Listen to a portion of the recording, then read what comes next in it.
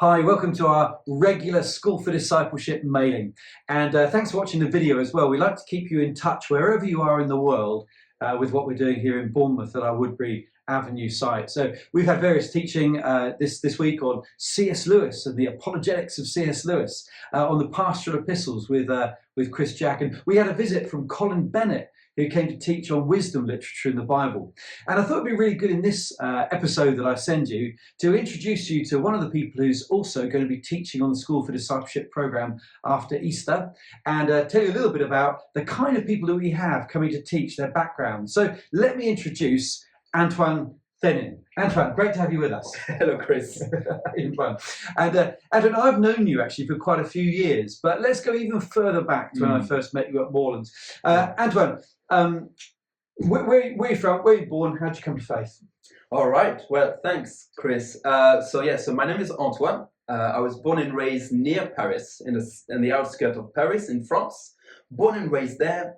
My parents became Christians in their mid-20s, actually. So I'm second-generation Christians. And within my whole broader family, including my aunties, my uncles, including my sisters and their families and so on, actually only my parents and myself are Christians. Born and raised there. I gave my life to the Lord when I was 16 years old, got baptized when I was 19 years old, and then I came to Bournemouth as a language school student. So I came here to study English back in 2010. So I think I was 21, 22 years old when I came to Bournemouth. Again, I was supposed to be here just for 1 year. 16 years later, I'm still here. It's the food, isn't it? Oh, the weather and the food. Weather and Kept the food. me here. Yeah, definitely. We've always talked about France being like a very hard mission field, very difficult for the gospel. Is that the case? Is that still the case? It's still hard in a sense that it's still very much a Roman Catholic country. In a way, the rise of Islam is very real, and also atheism, through the Enlightenment over a century ago. So it still has its grip in the country. But evangelicals, really the good news of the gospel is rising. So we've got more people giving their life to Jesus today than maybe a few decades ago. So there is good news in what we're seeing happening in France at the moment. Great, yeah, very encouraging. I mean, obviously we talk about the quiet revival in the UK, and there are interesting signs. We can't call it revival yet, but interesting signs of church growth. Yes. 2010, you came to study English. Now your English is absolutely perfect, so you're not still studying English. So with perfect English since 2010, what else have you been doing? I have been doing quite a few things actually. Before I share, I remember when I was 19 years old, I prayed a dangerous prayer. I prayed to God to make my life an adventure. Always be careful what you pray about. Always be careful, because God will hold on to what you're saying and what you're asking for. So I prayed to God to make my life an adventure. And when I came to England, I genuinely thought it would be just for 1 year.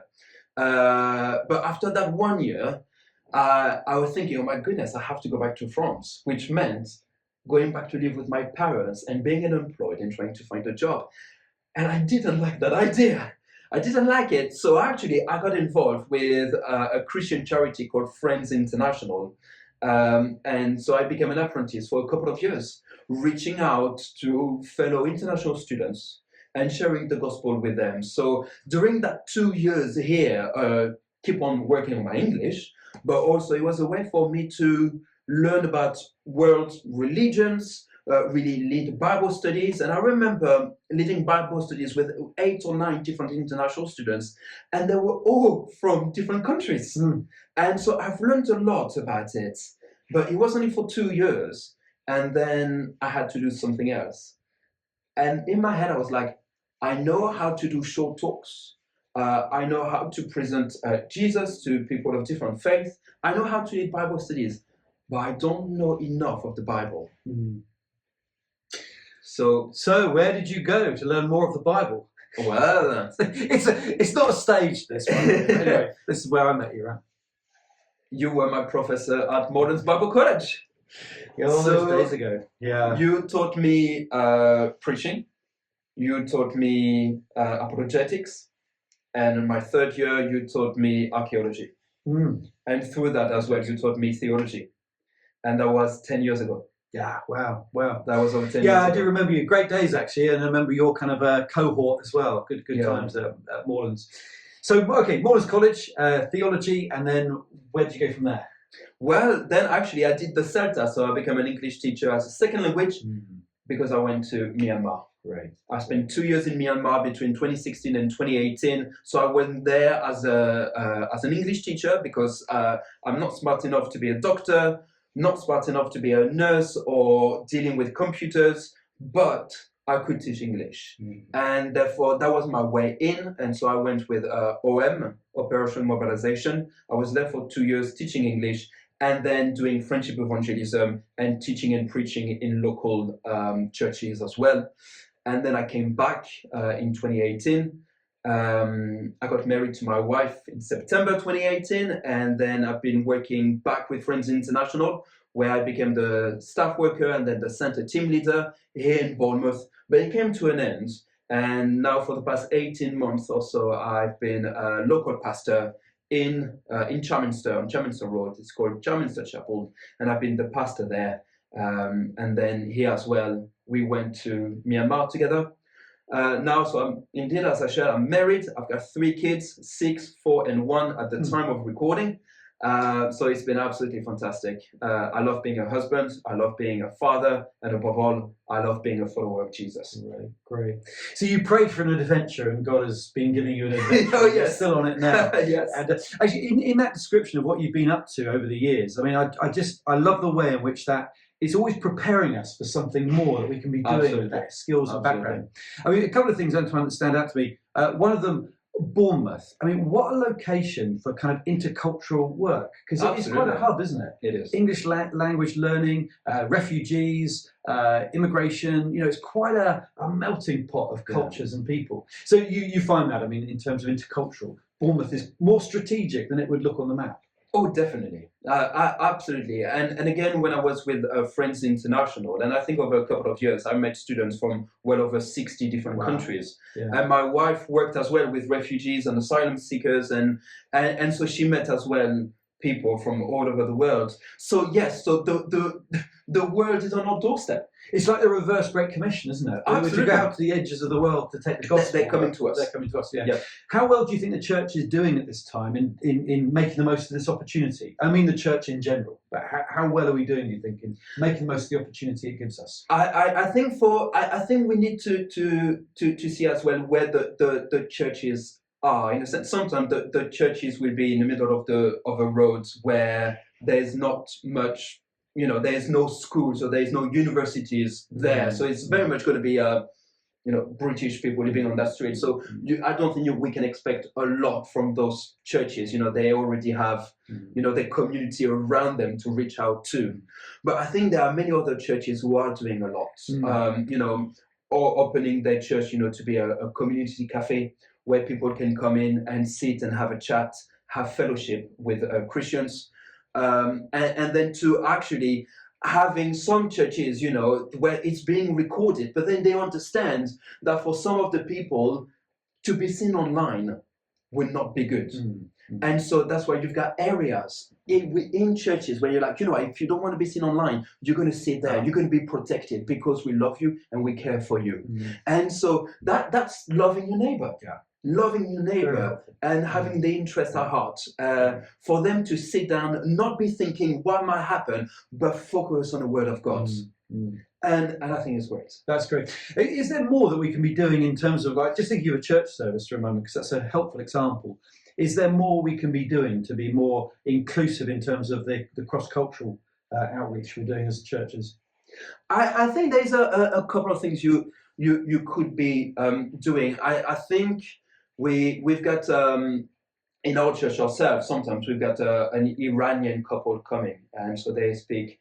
The husband has a better English than the wife, and they both amazing godly people. But for example, is to either give them a Bible in Farsi if they have one, Farsi and English, or beforehand, before they come and say, oh, by the way, we're going to look at that Bible passage, make sure to read it in Farsi beforehand, and so on. So it's having that communication here, but also, maybe having some of them coming up front and reading in their own native language, but having in English, in the background, or having some of them sing in their own language and come to the front, or, to make it more multicultural. But I think what we want is having a taster of what is to come, of what is to come. Amen. Every tribe, every nation, every language, we will all be worshiping the Lord together. And that's what we want. By having different voices and different languages in the church, it's a taste of heaven. It's a real privilege, isn't it, that we have opportunities to do this. It's not a burden and a problem. It's an opportunity for us to stretch ourselves as churches. Do you think it should shape our preaching? Do you think that the preaching should be taking into account this diversity? Definitely. And the thing is, we have the international students and the asylum seekers maybe in mind. But the thing is, we need to understand that I think our culture, the British culture today, is very much Bible illiterate. So sometimes you might be quoting people, Hudson Taylor or some of the greats from 300 or 400 years ago.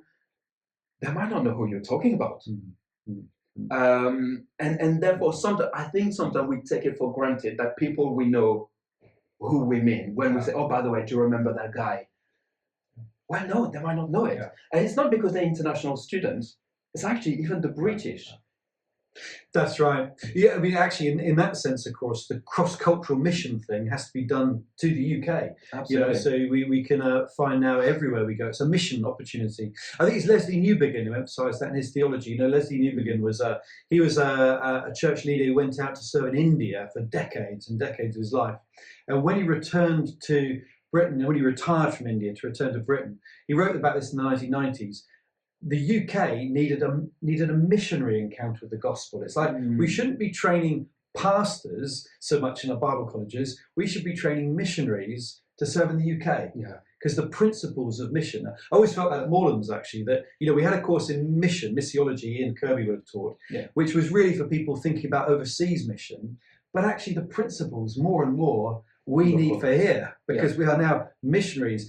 We're not getting into the politics of that. I mean, that's a whole different field. But in terms of the gospel, we're missionaries to this land, this nation. So it's a great reminder of that, Antoine. Antoine, great to have you as part of School for Discipleship. Looking forward to your teaching next term. And also, of course, this whole link with Myanmar, the Judson Centre, which is our SfD hub now. Very exciting. And Antoine, really, really helpful in guiding, asking the right questions and steering what we do as we seek to develop that work. So, wow, just to think that opportunity you had with OM all those years ago actually is proving very beneficial to us right now with SfD going forward. So thank you for that.